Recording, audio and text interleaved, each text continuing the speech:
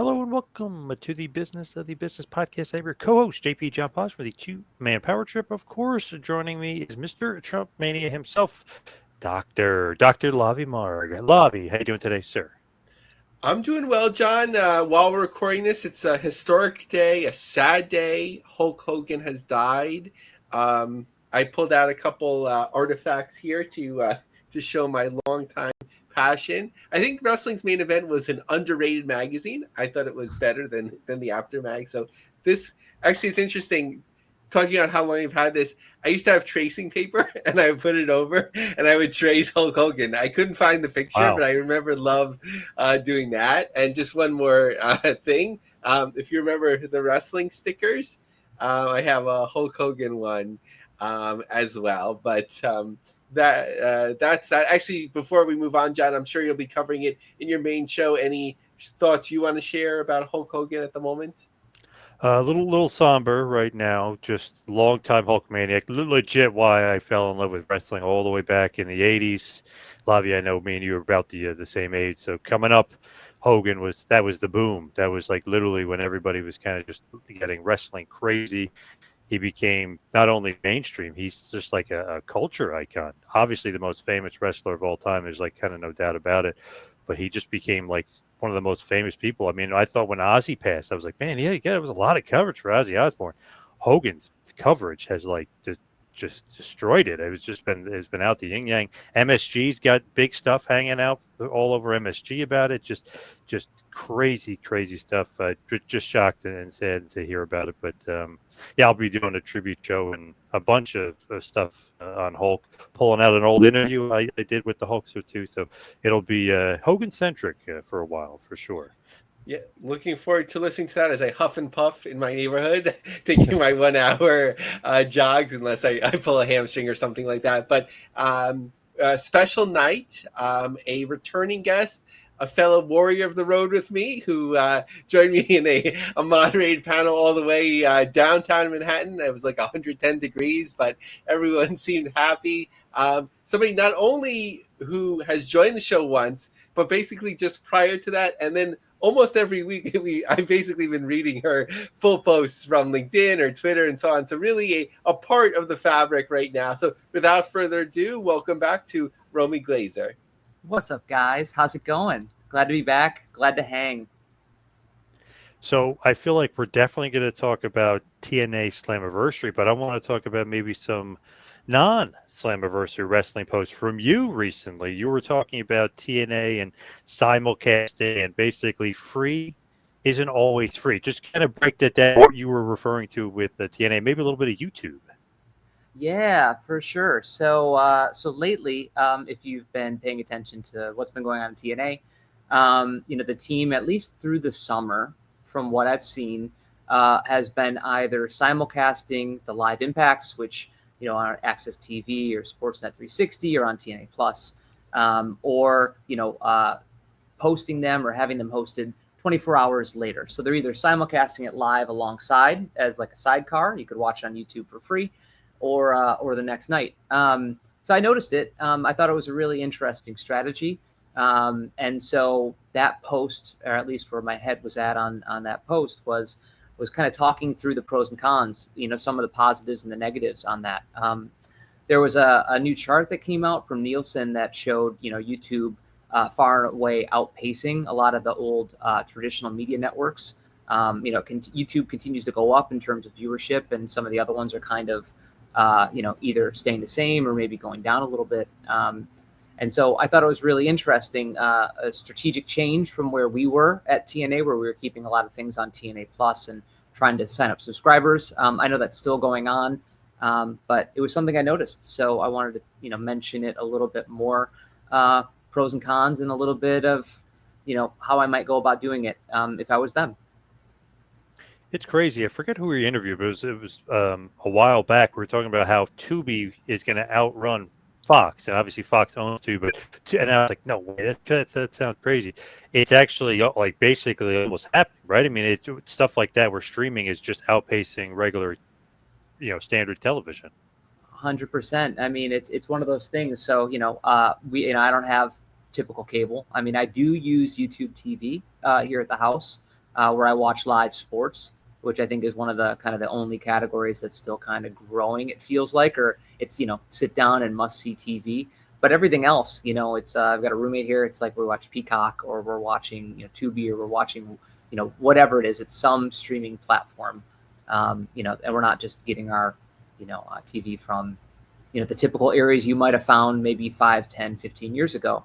And I think with all the news coming out about TNA, also looking for a bigger media rights deal, wherever that comes from, it's going to be really interesting to see where they land. Just with all of the trends and how they're going to position themselves. So, yeah, it's kind of that gist is where that post came from. Do you think too much YouTube though, as far as wrestling? Because it seems like everybody in wrestling is doing a lot of YouTube. Yeah, I mean, I think pros and cons, right? So, YouTube is growing. It's really easy to access. All you do is you open up your computer, you go to the website, and you can watch stuff for free.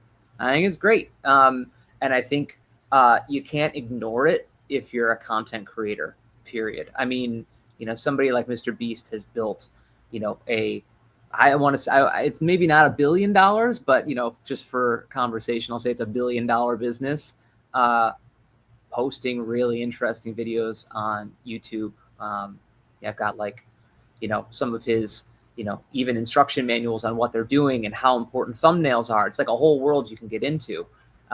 So there's pros, like you can't ignore it as a wrestling content creator or a brand at all. It's just the big question of like, what are you going to put on there? And how does it fit in your greater strategy? So, for someone who maybe isn't as large, as like a TNA or AEW or a WWE, you could put full shows on there. It's very easy for fans to find it and watch it. So it's great. When you get a little bit bigger, though, the questions start coming around because it costs a lot more to run those things. You've got to put people on the road. You've got to create sets. You've got to do all this stuff. There's a lot of mouths to feed. And so, my suggestion, or at least where my brain is, for some of the bigger players is like, use it as the top of your funnel, get people to get hooked in and come to wherever it is that the full shows are going to live. Because I think, it's essential for everything. But, if you're posting live shows on there, maybe you're going to erode a little bit of the value of, other ways you make money. But it all kind of comes down to your strategy, right? And, kind of sitting down and thinking about it all so that, you either get the maximum reach you want, or you don't shortchange people. So I don't know. My brain's been all over on that one. Speaking of all over the place, NWA kind of all over the place. Now they're going to be on Roku. You recently were talking about this too, which is fascinating just because it's like, is that going to reach more homes than ever, or will it not? But it almost seems like it has to, because Roku is dominating the market. It's 100% it. I mean, I think, there's boxes, or the software is included in so many TVs. So I tweeted, I said, I loved it.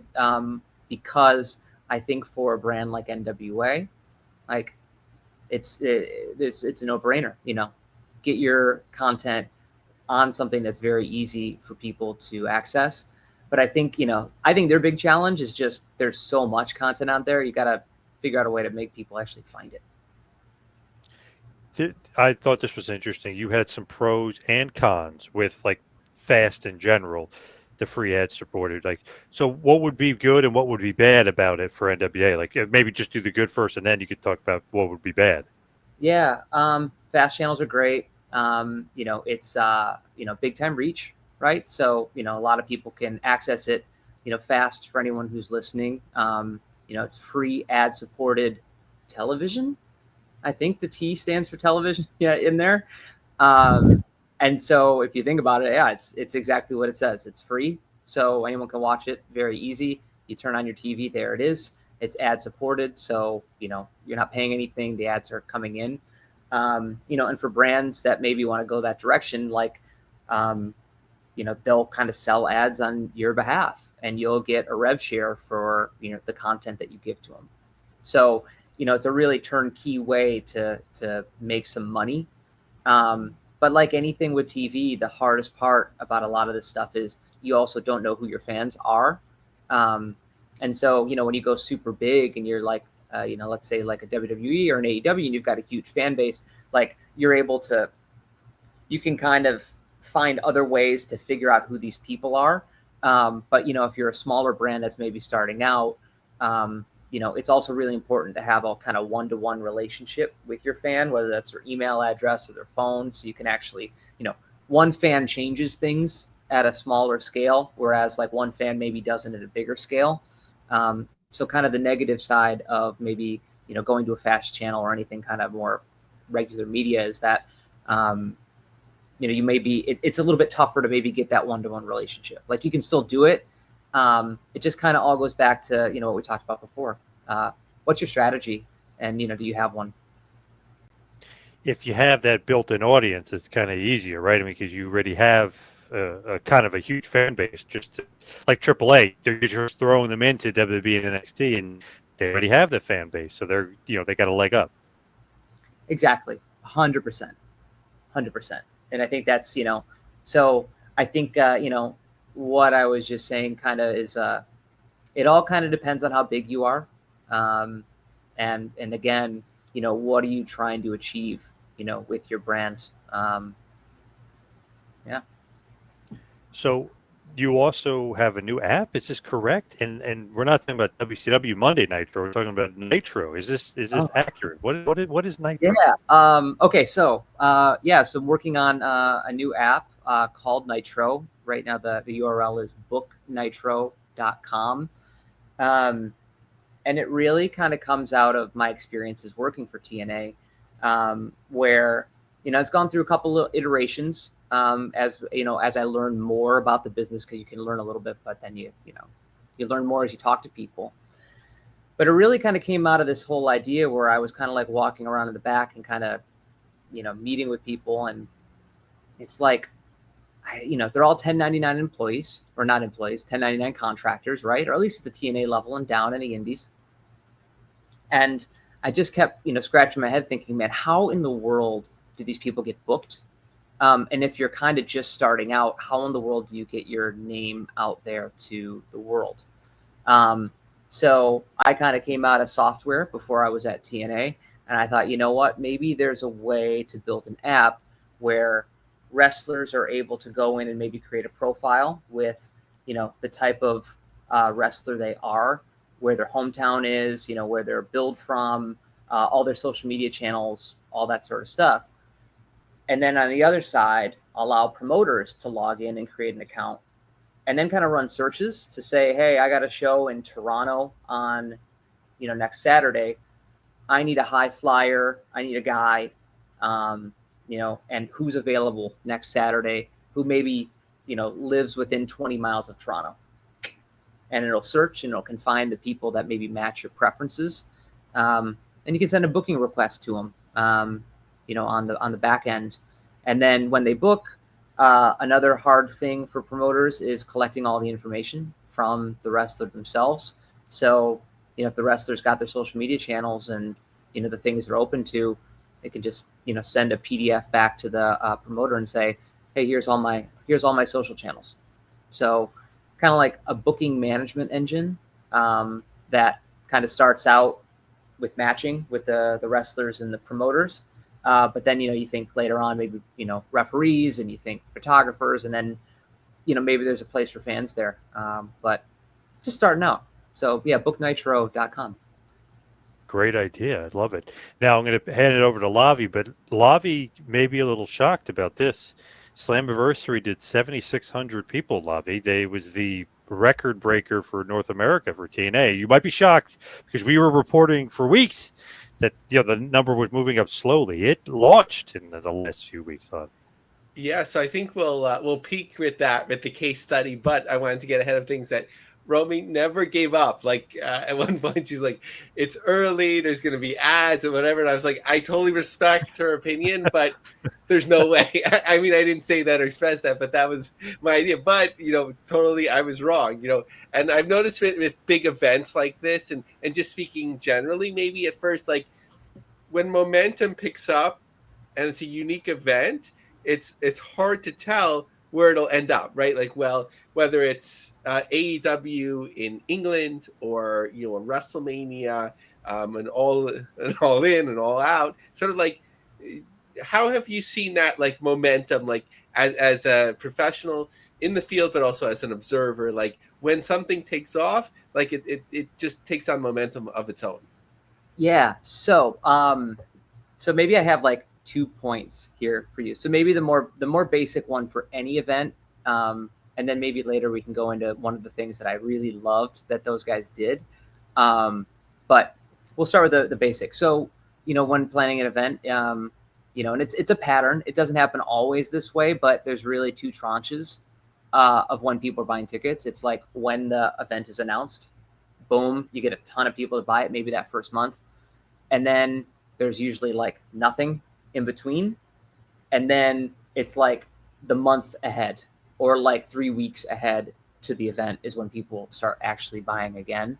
And as marketer, you kind of plan ahead between those two. And then I guess in the middle there, you try and do the best you can. So, a lot of times if you're going to do marketing budgets or whatever, or at least the way I was doing it, spend a bunch of money up front to say, hey, we're going on sale and buy tickets now. And then at the end to say, hey, here's the card, here are the matches, and buy tickets now because that's the behavior of the fan. So to go back in time and to start our case study, I'll call it a Harvard case study because that makes it sound more exciting. I don't know if it's actually the Harvard structure, but let's go back in time a little bit to basically TNA taking on some momentum. For me, it's sort of like that show in Vegas. I think it was a year ago when Scott D'Amore's like, we're TNA now, and he knew he was leaving, but like it was like a great exclamation point.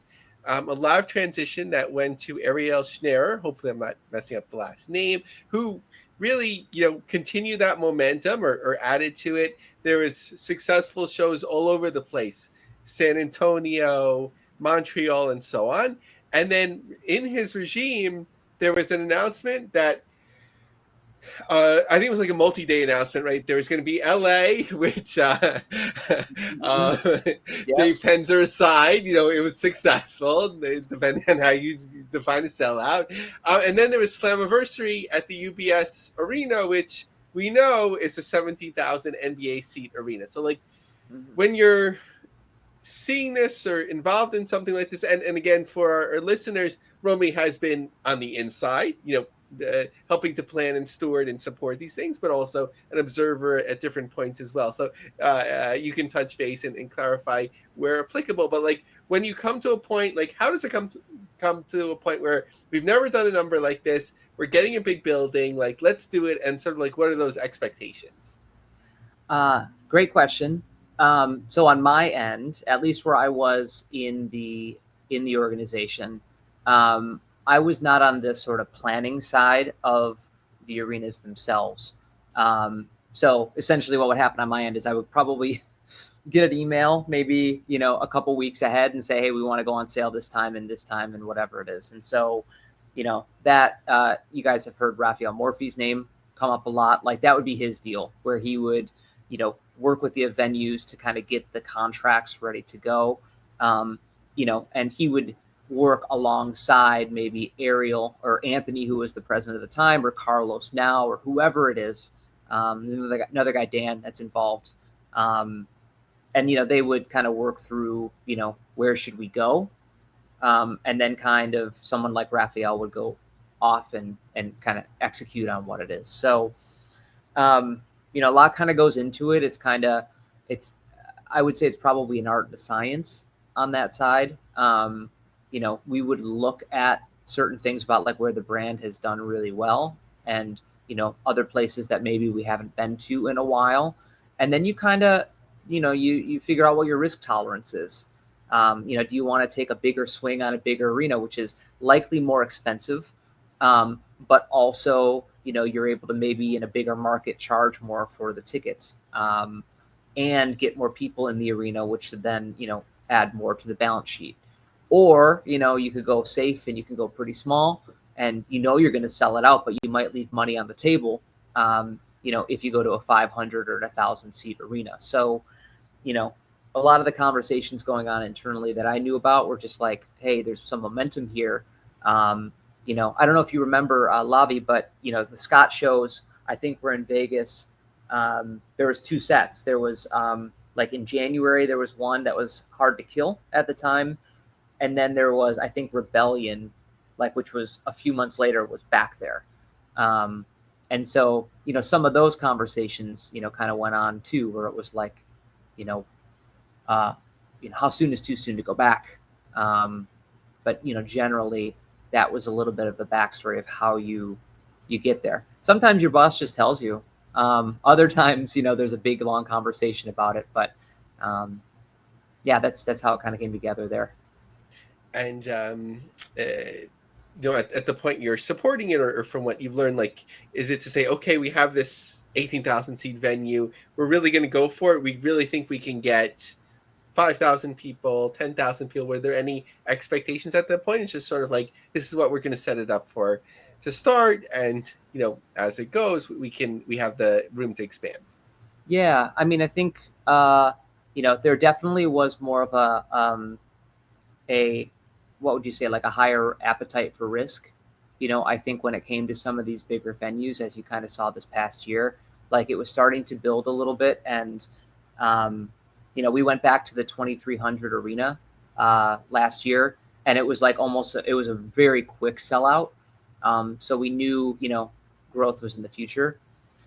I mean, I think, like I said before, it's a little bit of an art and a science. Like you don't want to leave money on the table. So you want to go as big as you can, but, also, as big as you can without, having an empty house on TV, and, or comping it, with a ton of free tickets, all over, because you can't sell that many. So it's, kind of trying to find that middle ground, I think, is really important. But we knew it was going to go a little bit bigger, and that's why we had that big announcement where we said, okay, we were in Montreal, we're going to go to LA, we're going to go to New York, we're going to go to Dallas in January, and then I think it was also Toronto, was like the other one at the time. So tickets go on sale, and they do well. Like in the initial on sale, I think it was over 2,000 tickets that moved like pretty quickly, and a lot of people were like, "Wow, this is off to a good start." Was everyone sort of like happy with how it went the first few days? I think so. Yeah. I mean, everyone was really happy about how everything sort of kicked off. And I think, it was almost very smooth in just the typical behavior of it. I think people were really excited to see TNA's growth. So maybe we got a little bit of a bigger pop in that first on sale, just generally because it was cool and people wanted to be a part of a big arena show for the brand. But what I would say is that, yeah, it was great. We saw the tickets get sold straight away, in that first month or so, boom, where we got a big pop. But then, the harder part is, okay, in the middle there, if things start to slow down, what do you do? Because if you're not spending a ton of marketing dollars until kind of the end, a month away, it's like you said, you gotta, you almost want to pull the car in on empty than, like have a lot of gas in the tank or not enough and end up short. So, that first tranche was really good and encouraging for us. Yeah, and then complicating things, I think, like there was a transition in management. Carlos Silva comes in, and he actually, like, I'm not sure, but like he would have the opportunity to be like, I didn't book this. That's on Schnare. Like let's get out it. Like sort of like, okay, we started out selling 2,000 tickets. We're now doing 40 to 60 a week. So we have many weeks to go, but that's just hundreds or maybe low thousands more. Let's get out of this. This is on Schnare. Do you think there was ever like that sort of thinking, or sort of like, we're in this, we're gonna do this? Yeah, I mean, so the meetings with the UBS Arena were happening. So the company was in it. There's no way you could like pop out.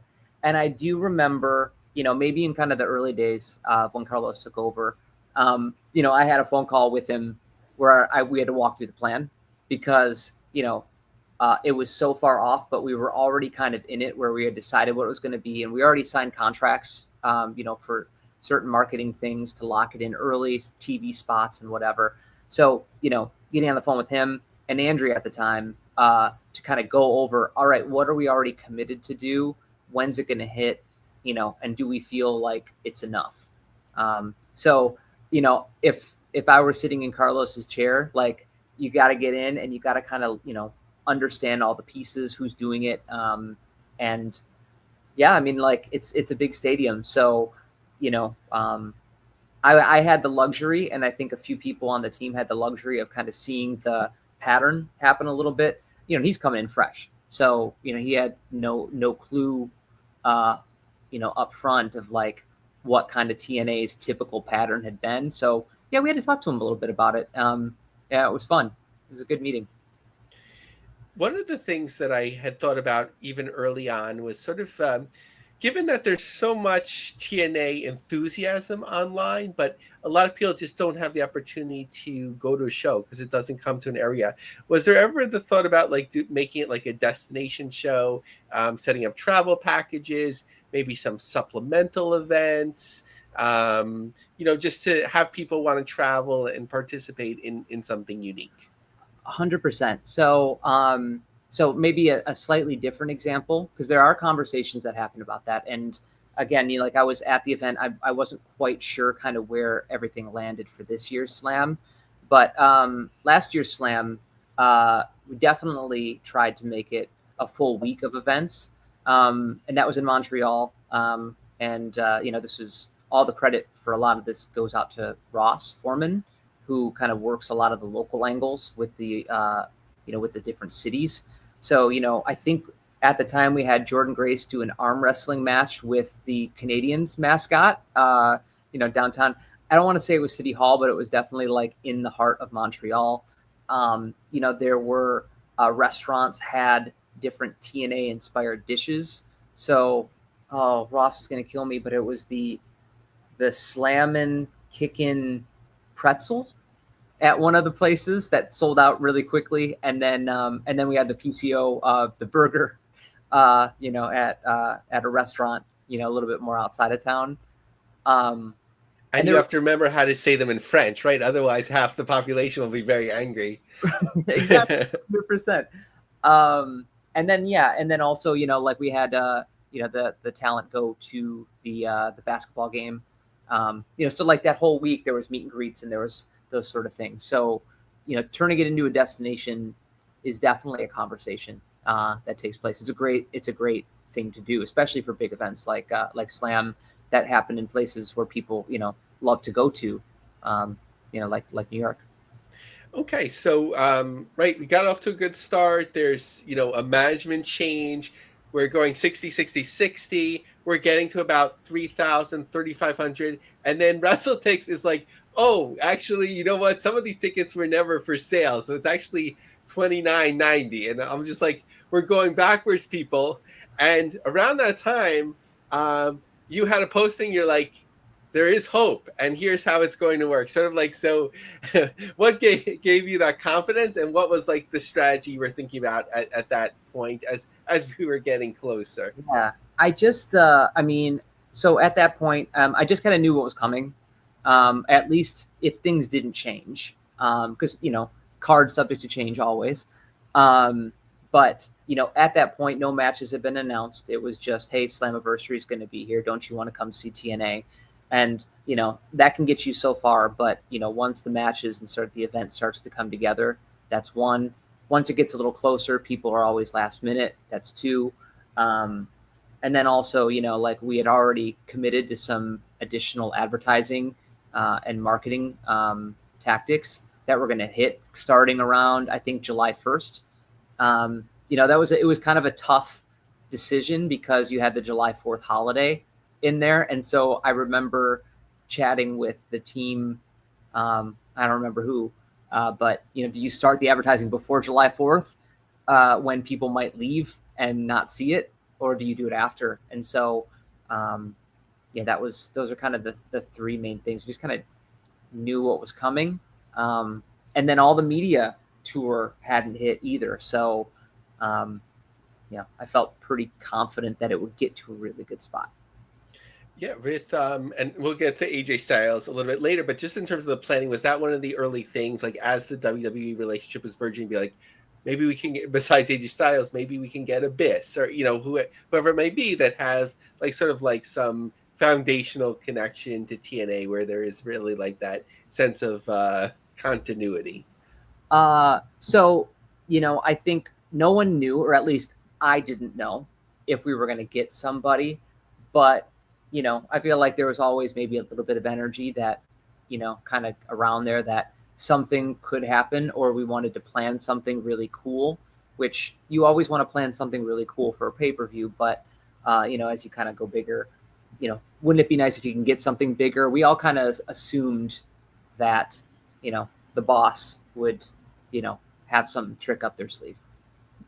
So speaking of the boss, and sometimes it's hard to tell, who's the boss sometimes because of things change so much. But besides Len Asper, Carlos Silva, I thought that his media tour was one of the most, like from like a promoter's perspective, one of the most effective that I've ever seen. I think one of the strengths of it was that, obviously everything is marketing and perception and you're choosing what you put out there, but it just appeared that he was just so forthright in sharing juicy details. At least that would appeal to listeners of the show. Sort of like, we're working on a TV deal. We're not profitable. Even sharing that, like, sort of like it appeals. Like he just seemed very genuine, and you kind of wanted to like join the team. Like, and it was being in the New York media market, it was really capitalized and really owned the conversation for basically a week or two. What did you think of that? What I love the most generally about maybe this Slammiversary cycle is that I thought the PR was, and I'll say this is in a positive way, out of control. TNA was everywhere. So, I thought, Carlos was in a lot of places, but you also had, I think, I don't remember if it was right before or after, but you had Santana, who was on Ariel Helwani, was Joe as well. Like, I feel like there was a handful of people, like, in succession that were on that show. The Hardys. Yeah. That was the Hardys. That was it. And then, additionally, you had a lot of the local stuff going on too, as well. So like, I think this was a Santana. He was on, is it Subway Mania, where they do the like matches inside the train cars, like very cool, super fun. And it seemed like, the entire roster, including Carlos, were out doing PR and kind of pushing it hard. It was so much that I was almost like, oh my gosh, what are they going to do for Bound for Glory? Like at that point I was like, wow, it's a lot, which I thought was spectacular. And just, getting both the Mets and the Yankees, just so many different things. So when you start hearing the rumors of AJ Styles, and then Carlos Silva would smartly like sort of played it, I'm like, this is going to be a disaster if AJ Styles isn't there. Sort of like played it off without saying it, and then they said it. Like, I know that there was sort of like challenges. Can we get him? Can we actually get him? Like, he'll come, but can we get him there? Like, and that's why I was wondering like why they were waiting so long. Like, when that news started hitting, what did you think about that, and how do you think it affected things? Yeah, I think I saw the text, and I texted it to somebody and said, "Oh, they better they better deliver," because like everyone knows what that word means, and everyone was kind of almost waiting for this moment as once the partnership got signed. I feel like it was something that a lot of people were really excited about. And there were times like he definitely was around backstage once or twice. At different events. So we kind of knew it was kind of bubbling. We just didn't know, when it was going to happen. And, I can imagine that there were conversations about what makes the most sense, and what event makes the most sense. And then also like, what's he going to do? And so, yeah, I mean, I don't think there's many better places for AJ Styles to come back, than, the UBS Arena and TNA's like largest attended show in the U.S. and ever. So I think it was great choice. So I'm not sure how closely you're following it, like 72 hours, 48 hours. I'd assume you have things to do, like, but Yeah.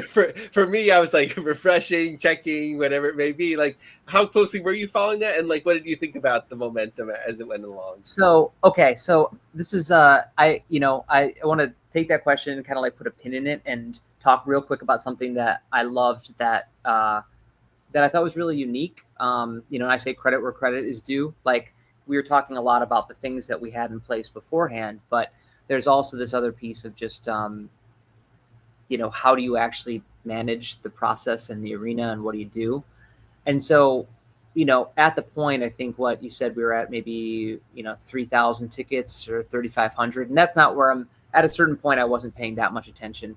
But, originally, I think the venue was planned for about 7,000 people or 7,500. I don't remember it offhand, but, it was set for a big amount, a reach, if you will. And, when the ticket sales were maybe a little sluggish going into that last marketing campaign, the capacity was set at like 4,500, I think, at the time on WrestleTix. And at the time, I didn't really appreciate. I was just like, oh, okay, maybe they, brought it down a little bit, like, because the nice thing about a big arena is you can move the stage closer and, still fill it. So, that was that. And then kind of as the show got closer, all of a sudden the messages started going out saying, hey, TNA's adding more seats. We're going to move the stage back. And then when AJ Styles is announced, it was like, let's say, I don't know how many tickets sold per day, but it was something like 1,000, wasn't it? Towards the end there, like 700, 600, like it moved quickly. And I thought it was really interesting because, if you start at a big, spot, but you want to make sure your maybe ticket sales are sluggish, you can kind of move the stage in, so that if you don't get there, it still looks full. What a success. We did a great job. But then also, if surprises are happening or you're going to sell more, you're able to kind of add that momentum onto the conversations of people, because we're adding more seats is much better than why there's going to be 1,000 empty seats. So, maybe you get back to where you started, but you're able to kind of use, essentially marketing and communications to really drive some momentum. So I loved that. I thought that was a really cool strategy, because I bet they could have kept moving the stage back further, if they wanted to. Maybe not, but, I think that was really cool and a good way to kind of de-risk the whole thing. Yeah, those big black curtains that they had for the upper level, they looked, I mean, you can see them, so they looked good on TV. Like, it looked like the venue was at capacity. So Yeah. in terms of the number, what was it, 7633, John? Something like that. So Yes, 7633. Yep. so you were there. Um, it's hard to know, and this is pro wrestling. Was this every ticket taker, every usher, or this was like a firm number? Like, I know it was there, but like, was this like, what do you think, like a variance? It felt full. Like, you look around, and at a certain point, I kind of turned to the person I was with and I said, this looks really impressive. Like, even the floor kind of, as it kind of fanned out, behind the ring, it felt full. Like, so, I'm not sure if they, counted every single person and brought them all in, and it was kind of a wrestling number, kind of being in there. It felt full. So, like, I it's got to be, at least close to accurate, even if even if it's a little bumped up, but no, it felt full. It was great. Cool. Yeah, WrestleTix hasn't, like, I'm not sure if they're going to leave it alone, but they haven't like sort of given a final accounting. Basically, usually they have like vet ticks, how many ticks were comped, and so on. But I know that there's like in the middle, right between the floor and the upper level, there's like what's it called, like skybox type Mhm. seating. That might be a dated term, but like, so I'm assuming some people were there. Was there anything in the upper row open, or it was like it was all closed off? I'm not sure. I didn't see it. I did see people in the suites or like the skybox area that you're saying. Like, they were, there were people there for sure. I don't recall seeing anybody up top. Um, so I'm guessing it was probably all blacked off, and I'm guessing that number is probably full lower bowl. Tons of seats on the floor.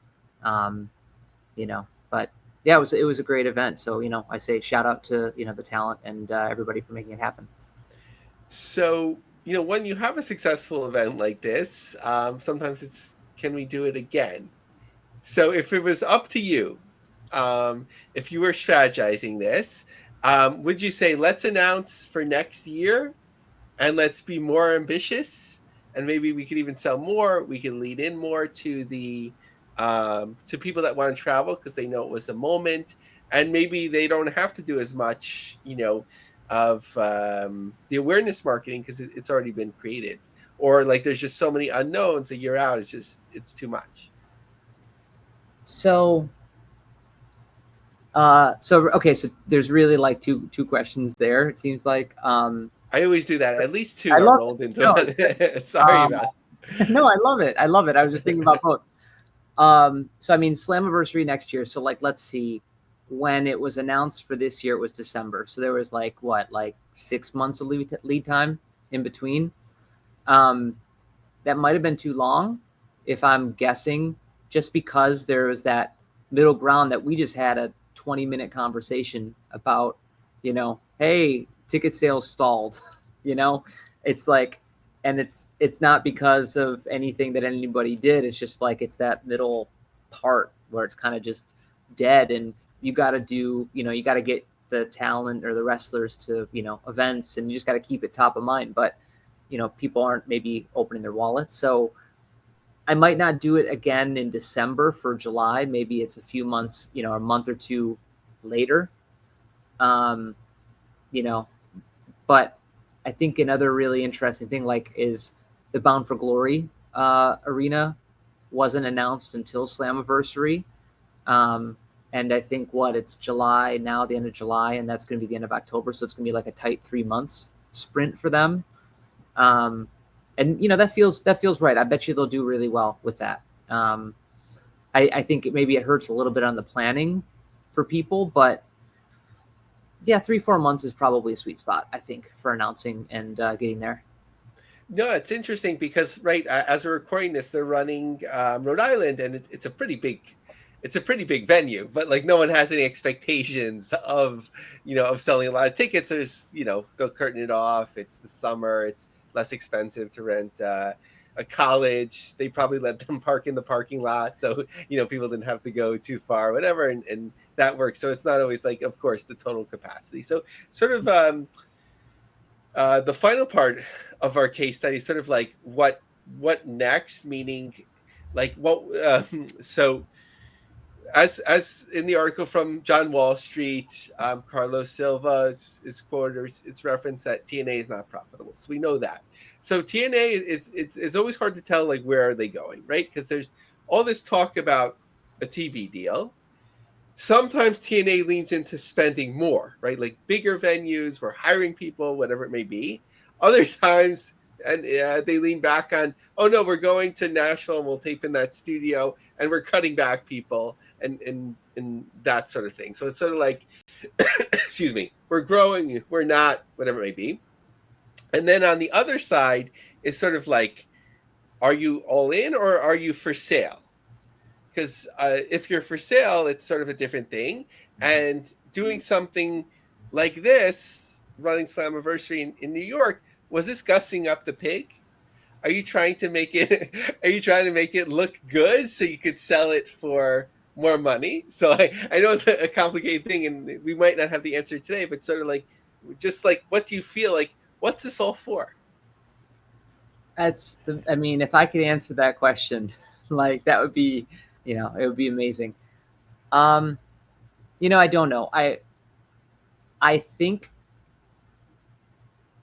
that there's no downside to having a very exciting, hot business, as a whole, because, you have, I'd say, like optionality, where you can kind of look at all the different paths in front of you.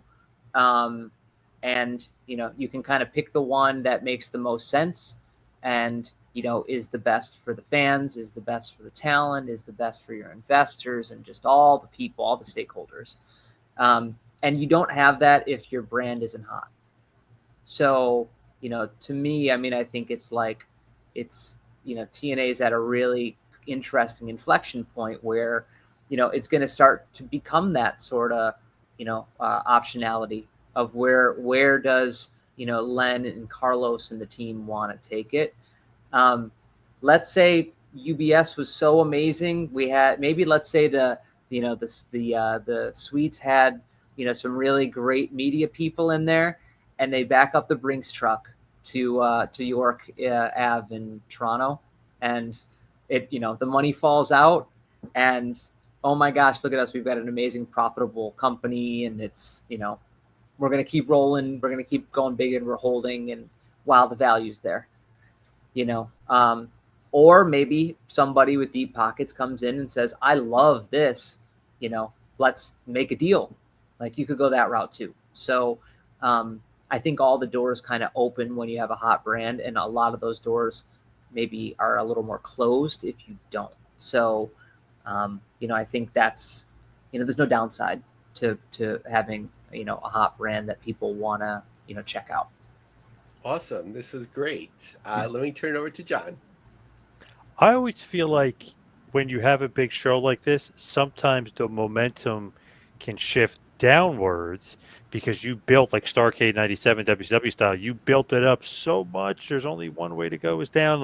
And then like a booking decision, people, or if they're not happy. Sometimes though, you think it's the peak and it's not the peak, and the peak keeps going, and you can build even higher. What do you think? Where's TNA right now? Is this people upset? Oh, Mike Santana should have won. It's his hometown and big crowd. Or do you build it up and do you put the heat, if you will, on Trick, and you keep building? Yeah, great question. It's funny. We spent 45 minutes talking about business, and like, oh my gosh, we ran banner ads in the subway, or wherever it is, and like people showed up. They show up because of the talent, and they show up because of the creative, and they're invested in the athleticism and the story and all that sort of stuff. So like it's the most important part of wrestling, and then we just get to have fun and try and get people to show up. But a lot of times, if the story's good, they'll keep coming. And sometimes you get to say, wow, my job's really easy, because, and other times your job's maybe a little more difficult. You never really know. We have writers that write stories, and, you just gotta, they have to connect. And, no story's a bad story. Just sometimes it doesn't connect.